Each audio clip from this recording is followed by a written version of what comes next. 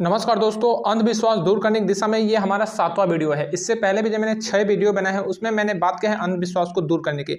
उसमें कई ऐसे क्वेश्चन, कई ऐसे डाउट को मैंने क्लियर कराया है जिसको कि लेकर अभी भी हमारे सोसाइटी में काफ़ी ज़्यादा अंधविश्वास फैले हुए हैं। इससे पहले आपने उस वीडियो को भी नहीं देखा तो उसको भी देखिए और अपने जो डाउट है, अभी अपने जो कन्फ्यूजन है उसको क्लियर करें, ताकि हमारा समाज जो है, हमारा सोसाइटी, हमारे आसपास के जो लोग हैं वो अंधविश्वास से थोड़ी बहुत मुक्ति तो पा ही सके। तो चलिए इस वीडियो को हम लोग प्रारंभ करते हैं और इसमें जो 5 क्वेश्चन है, 5 जो डाउट है, जो कंफ्यूजन है, इसको भी क्लियर करते हैं। देखिए, पहला क्वेश्चन है, ईशान कोण को पवित्र क्यों माना जाता है? ठीक है, ईशान कोण को पवित्र क्यों माना जाता है? ईशान कोण की जो दिशा होती है वह स्पेशली उत्तर पूर्व का जो कॉर्नर दिशा होती है, यानी कि उत्तर और पूर्व की जो दिशा होती है उसे हम लोग कहते हैं ईशान कोण। देखिए, स्पेशली पवित्र माना गया है ईशान कोण को इसीलिए कि ईशान कोण में ही पूजा का रूम बनाया जाता है। तो पूजा रूम ईशान कोण में बनाने का मुख्य जो कारण है कि सुबह इसमें ठंडी हवा आती है तथा सूर्य का प्रकाश बिल्कुल इसमें पहले आता है।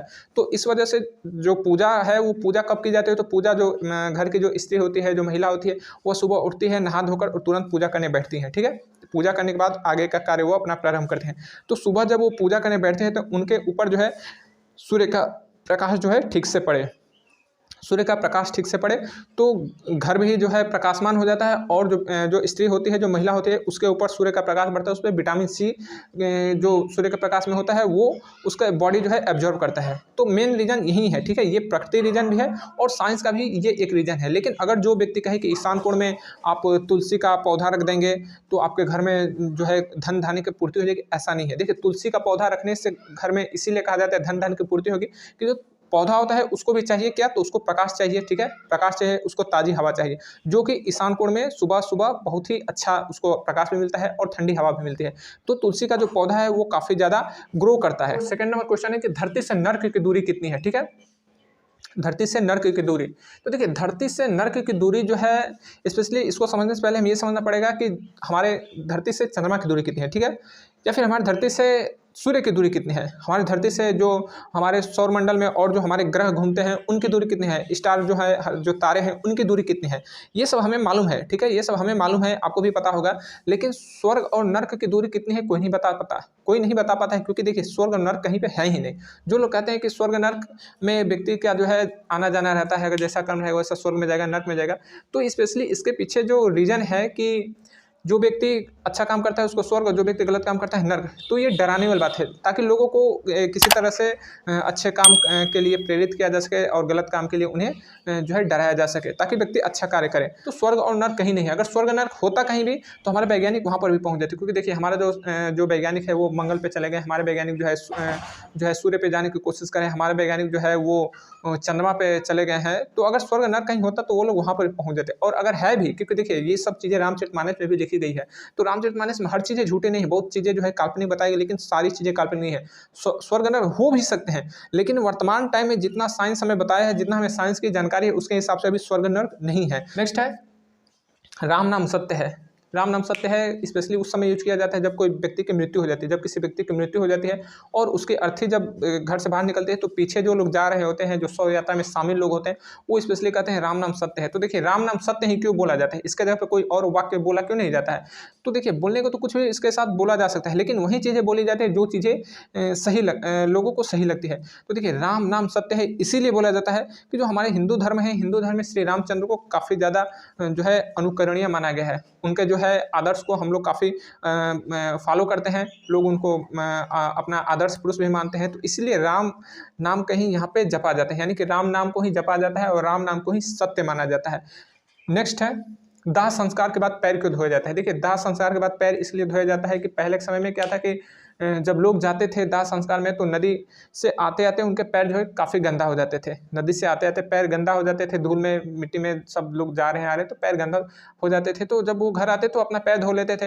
अब यही प्रथा जो है कहीं पे किसी ने देख लिया कि यार ये तो पैर धो रहे हैं, तो अपने जाके गाँव में बता दे कि वो लोग पैर धोते हैं तो हम भी पैर धोएं। तो ये एक समझिए कि अंधविश्वास बन गया। अभी भी हम लोग जाते हैं कहीं पर प्रवाह करके, किसी का अग्नि प्रवाह हो या जल प्रवाह, और घर में जाते हैं तो पहले पैर धोजिए, यानी पहले पैर धोइए पानी से, जबकि ये अंधविश्वास है, इससे कुछ होता वगैरह नहीं है, ठीक है। ये नहीं कि अगर आप पैर नहीं धोगे तो आपके पैरों तले, आपके पैर में जो है भूत की कोई मिट्टी आ जाएगी और घर में आपका अशुभ हो जाएगा, या फिर आपके पीछे प्रेत की साया रहती है इसीलिए पैर धोना चाहिए। ये सब झूठी बातें हैं, ये केवल अंधविश्वास है, बाकी इससे कोई नहीं है। बस स्पेशली इसीलिए कि पैर में जो है दूर से आए हैं तो आपके पैर जो है थोड़ा सा उसमें गर्मी हो गई है, या फिर उसमें जो है धूल मिट्टी लगे हैं, तो पैरों में जब आप पानी गिराते हैं ठंडक महसूस होती है तो पैर को काफ़ी ज़्यादा रिलीफ होता है, ठीक है। तो बस यही कि साफ सफाई हो जाती है और पैर को भी आराम मिलता है, इसीलिए पैर को धोया जाता है, बाकी और कुछ नहीं है, बाकी सब झूठा है, बाकी सब ढकोसला है। नेक्स्ट है, मृतक के घर 10वें दिन मुंडन क्यों किया जाता है। देखिए, मृतक के घर 10वें दिन मुंडन इसलिए किया जाता है कि जब कोई व्यक्ति मर जाता है तो उसका देखते हैं कि जिस दिन से जल प्रवाह या फिर अग्नि प्रवाह या फिर दाह संस्कार स्टार्ट होता है, तो 12वें दिन जो है बहुत बड़ा भोज का आयोजन किया जाता है, यानी कि पूरे आसपास के लोगों को खाना खिलाया जाता है, भोजन कराया जाता है। तो ये अलग बात है, इस पर हम लोग बाद में बात करेंगे। हम लोग समझते हैं कि 10वें दिन क्या होता है। 10वें दिन मुंडन होता है। जो मृतक का घर होता है, वो उस घर के सारे लोग जो है, छोटे बड़े बच्चे जितने भी लोग होते हैं, वो सब जाते हैं नदी किनारे और वहाँ पे मुंडन उनका किया जाता है। कहीं कहीं पर नदी किनारे ना होकर, जो गाँव से नदी दूर है, तो वो लोग तालाब किनारे बैठते हैं और वहाँ पे मुंडन किया जाता है। यहाँ तक कि आसपास के जो घर रहते हैं, तो उन घर के लोग भी जो है वो जाते हैं नदी किनारे, उनका मुंडन होता है। तो आखिर मुंडन क्यों किया जाता है? तो बहुत से लोग कहते हैं कि जब व्यक्ति मर जाता है तो उसका जो है आसपास में वायरस फैला रहता है उसके शरीर का, और जो व्यक्ति उसके आसपास में रहते हैं उनके बालों में वो वायरस चिपक जाता है, इसलिए बालों को जो है काटा जाता है, बाल को जो है साफ कर दिया जाता है। लेकिन सोचने वाली बात है कि केवल ये वायरस क्या पुरुष के ही बालों में आते हैं, महिलाओं को बाल जो है उसमें वायरस क्यों नहीं चिपकते? क्योंकि महिलाएं तो अपना बाल का मुंडन नहीं करवाती हैं। तो फिर वहाँ पे उनका जो है लॉजिक खत्म हो जाता है, फिर वो चुप हो जाते हैं। लेकिन देखिए, इसके पीछे रीजन ये है ना कि आप देखेंगे कि हमारा जो सोसाइटी है, सोसाइटी में कई तरह के जो काम करने वाले लोग रहते हैं। तो ये प्रथा आज से नहीं चली रही, बहुत पहले से ये चीज़ें चली आ रही कि 10वें दिन मुंडन होता है, 12वें दिन उसका जो है भोज किया जाता है। तो ये काफ़ी पहले से प्रथा चली आ रही है। तो ये प्रथा इसीलिए बनाया गया था, या फिर अन्य त्यौहार या फिर अन्य जो है चीज़ें परंपरा के अनुसार इसीलिए बनाई गई थी कि हमारा समाज जो है, सोसाइटी जो है एक साथ चले। सोसाइटी में कोई धनी ना हो जाए, कोई गरीब ना हो जाए, कोई बहुत ज़्यादा धनी ना हो जाए, कोई बहुत ज़्यादा गरीब ना हो जाए, यानी सभी लोग एक जैसे रहेंगे तभी जाके हमारी सोसाइटी जो है तरक्की करेगी। इसीलिए ये चीज़ें बनाई गई थी। तो ये परंपरा भी उसी से जुड़ी हुई है।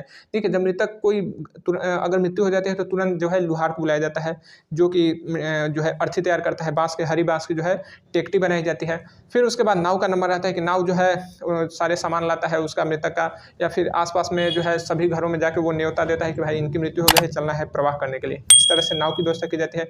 उसके अनुसार जो है आप देखेंगे तो धोबी की भी उसमें व्यवस्था की गई कि सारे जितने भी घर के लोग हैं सबका कपड़ा धोबी धोता है। ठीक उसी तरह से ये जो मुंडन है, तो मुंडन भी नाव को भी इस परंपरा में शामिल करने के लिए बनाया गया है कि आपका भी इसमें कुछ रोल हो। तो वो अपना रोल इसलिए निभाता है कि लोगों का वो मुंडन करता है, क्योंकि वो जो नाव कास्ट है वो उसका काम ही है बाल वगैरह बनाना। तो इस तरह से वो प्रथा बनाई गई थी, वो सामाजिक एक परंपरा थी। और सामाजिक परंपरा में सभी कास्ट जितने थे, क्षत्रिय, ब्राह्मण, वैश्य, शूद्र, नाऊ, धोबी, लुहार, बढ़ई, सबका कुछ ना कुछ कार्य दिया गया था ताकि सभी लोग समाज में एक साथ रह सके। तो इसी तरह से ये जो व्यवस्था है, ये हमारी सामाजिक व्यवस्था से जुड़ी हुई है। ये जो सिस्टम है 10वें दिन मुंडन, ये हमारी सामाजिक सरोकार की भावना जो है समाज को बनाने में की गई थी, तो उसके साथ जुड़ी हुई है। बाकी इसका कोई अन्य रोल नहीं है कि उस दिन जो है मृतक जो है मुक्ति पा जाता है, उसका शरीर जो है चला जाता है स्वर्ग लोक में, इसलिए सबका बाल बनाया जाता है। ऐसी कुछ बातें नहीं, ये केवल अंधविश्वास है। ये समाज के साथ जो हमारा रिलेशन है उसके साथ ये क्वेश्चन जुड़ा हुआ है। ठीक है, तो आपको ये जानकारी अगर अच्छी लगी है तो आप इसको शेयर भी करें, और फिर हम मिलेंगे अगले वीडियो में। तब तक के लिए जय हिंद।